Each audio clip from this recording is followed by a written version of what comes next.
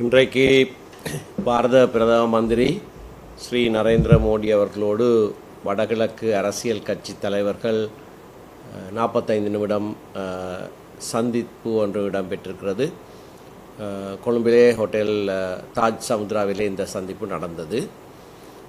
இலங்கை தமிழரசு கட்சியின் சார்பிலே எங்களுடைய தலைவர் திரு CVK சிவஞானம் அவர்கள், பாராளுமன்ற உறுப்பினர்கள் திரு சிவஞானம் ஸ்ரீதரன், திரு சாணக்கியன் ராசமாணிக்கம் மற்றும் பொதுச் செயலாளர் நான் ஆகிய நால்வரும் ஜனநாயக தமிழ் தேசிய கூட்டணி என்று அழைக்கப்படுகிற கட்சிகளிலிருந்து திரு தர்மலிங்கம் சித்தார்த்தன், திரு செல்வம் அடைக்கலநாதன் மற்றும் தமிழ் தேசிய மக்கள் முன்னணி சார்பிலே திரு கஜேந்திரகுமார் பொன்னம்பலம் ஆகியோர் இந்த சந்திப்பிலே நாங்கள் கலந்து கொண்டோம். பிரதம மந்திரி கூட்டத்தின் ஆரம்பத்திலேயே தமிழ் மக்களுடைய தலைவர்களாக நீண்ட நெடிய காலம் சேவையாற்றின திரு சம்பந்தன் அவர்களதும் திரு மாவை சேனாதராஜா அவர்களதும் மரணத்துக்கு தன்னுடைய அனுதாபங்களை தெரிவித்தார். கடந்த காலங்களிலே நாங்கள் அவரை சந்தித்த வேளைகளிலெல்லாம் இவர்கள் அந்த சந்திப்புகளிலே தலைமை தாங்கியவர்கள் என்றதை நினைவுபடுத்தினார். அவருடைய அனுதாபங்களுக்கு நாங்கள் நன்றி தெரிவித்தோம். பிரதானமாக இன்றைய சந்திப்பிலே இலங்கை இந்திய ஒப்பந்தத்தின் அடிப்படையிலே தான் இலங்கையிலே தமிழ் தேசிய பிரச்சினைக்கான ஒரு தீர்வு இருக்க முடியும் என்பதை நாங்கள் நம்புகிறோம். ஒரு அர்த்தமுள்ள அதிகார பகிர்வு முறை ஏற்படுத்தப்பட வேண்டும். அந்த இலங்கை இந்திய ஒப்பந்தத்தை நடைமுறைப்படுத்துவதிலே பல குறைபாடுகள் காணப்படுகின்றன. 13ஆம் திருத்தம் அதை முழுமையாக அமல்படுத்தவில்லை. 13ஆம் திருத்தம் கூட முழுமையாக அமல்படுத்தவில்லை. இது இரண்டு அரசாங்கங்களும் ஏற்றுக்கொண்ட ஒரு விடயம். ஏனென்றால் 2010ஆம் ஆண்டு, 11ஆம் ஆண்டு, 12ஆம் ஆண்டு இந்த 3 தடவைகள் இலங்கைக்கும் இந்தியாவுக்கும் இடையிலே விடுக்கப்பட்ட கூட்டறிக்கைகளிலே இது சொல்லப்பட்டிருக்கிறது. 13ஆம் திருத்தத்தை முழுமையாக அமல்படுத்தி அதன் மேல் கட்டி எழுப்பி ஒரு அர்த்தமுள்ள அதிகார பகிர்வை உருவாக்குவோம் என்று சொல்லப்பட்டிருக்கிறது. அது இன்னமும் செய்யப்படவில்லை. ஆகவே ஒரு புதிய அரசியலமைப்பின் மூலமாகவோ என்ன விதமாகவோ இலங்கை இந்திய ஒப்பந்தத்தின் அடிப்படையிலே ஒரு அர்த்தமுள்ள அதிகார பகிர்வு ஏற்படுத்தப்பட வேண்டும். எங்களுடைய கட்சியை பொறுத்தவரையிலே நாங்கள் சமஷ்டி கட்சி, எங்களுடைய கட்சியுடைய பேரே சமஷ்டி கட்சி. ஒரு சமஷ்டி முறையிலே தான் இந்த அர்த்தமுள்ள அதிகார பகிர்வு இருக்கும் என்று நாங்கள் நம்புகிறோம்.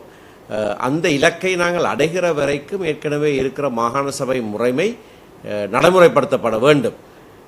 மாகாண சபைக்கான தேர்தல்கள் நடைபெறாமல் இழுத்தடிக்கப்படுகிறது. அது உடனடியாக நடைபெற வேண்டும். இன்று காலையிலே பிரதம மந்திரி ஸ்ரீ மோடி அவர்கள் இதை சொன்னதை நாங்கள் ஞாபகப்படுத்தியவருக்கு நன்றி தெரிவித்தோம். மாகாண சபை தேர்தல்களை பிற்போடுவதற்கு அரசாங்கம் எத்தனிக்கிறது என்று நாங்கள் சந்தேகிக்கிறோம். அதை உடனடியாக நடத்தப்பட வேண்டும். இந்தியா மட்டும்தான் இலங்கை தமிழர் விவகாரத்திலே எப்படியான தீர்வு ஏற்படுத்தப்பட வேண்டும் என்பதை இலங்கை அரசாங்கத்தோடு இணங்கி ஒரு சர்வதேச ஒப்பந்தமும் இன்று வரைக்கும் அமுலில் இருக்கிறது. அதை முழுமையாக அமல்படுத்த வேண்டிய பொறுப்பு, அந்த பாரம் இந்தியாவிடத்திலே தங்கியிருக்கிறது. நாங்கள் இந்தியாவிடத்திலே அதனை எதிர்பார்க்கிறோம் என்று சொல்லியிருந்தோம். எங்களுடைய மக்களுடைய நிலங்கள் அபகரிக்கப்படுகிற விடயங்கள், விசேடமாக இந்து கோயில்கள் இருந்த இடங்களிலே பௌத்த விகாரைகள் கட்டப்படுகிறது. அதற்கான உதாரணங்கள் சிலவற்றை நாங்கள் சொல்லியிருந்தோம். அப்படியான நிகழ்வுகள் நடைபெறாமல் தடுப்பதற்கும் இலங்கைக்கும் இந்தியாவுக்குமான தொடர்பாடல், ராமேஸ்வரம் மூலமான படகு சேவை, இப்பொழுது காங்கேசன்துறையில் இருந்து சேவை, பலாலி விமான நிலையம், மற்ற விமான நிலையங்கள் போன்ற அந்த தொடர்பாடல் வலுப்பெற வேண்டும். இந்திய மூலதனங்கள் இலங்கைக்கு வர வேண்டும். இந்தியாவிலே தற்போது அகதிகளாக வாழுகிற இலங்கை தமிழ் மக்கள் இங்கே வந்து மீளக்குடி அமர்வதற்கு ஏற்ற விதமான நடவடிக்கைகள் செய்யப்பட வேண்டும். இலங்கை இந்திய மீனவர் பிரச்சனையையும் நாங்கள் மிக முக்கியமான விடயமாக பிரதம மந்திரிக்கு சொல்லியிருக்கிறோம்.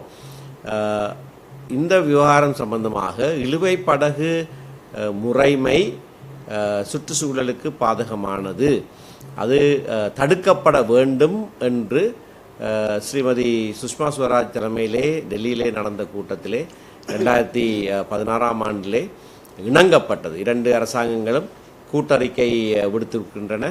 ஆகையினாலே அந்த கூட்டறிக்கையிலே இணங்கிய விதமாக இந்த இழுவை படகு முறை முற்றுமுழுதாக தடுக்கப்பட வேண்டும். இலங்கையிலே அதற்கான சட்டத்தை இயற்றியிருக்கிறோம். இந்தியாவிலேயும் தடுக்கப்பட வேண்டும் என்று நாங்கள் அவரிடத்திலே கோரிக்கை முன்வைத்திருக்கிறோம். இந்த விவகாரம் சம்பந்தமாக எங்களுடைய மீனவர்களுக்கு ஏற்படுற பாதிப்பு விடயங்களை திரு சித்தார்த்தன் அவர்களும் திரு கஜேந்திரகுமார் பொன்னம்பலம் அவர்களும் கூட எடுத்து சொன்னார்கள். அவர்களும் அரசியல் தீர்வு சம்பந்தமான விடயங்களை வலியுறுத்தி சொல்லியிருக்கிறார்கள்.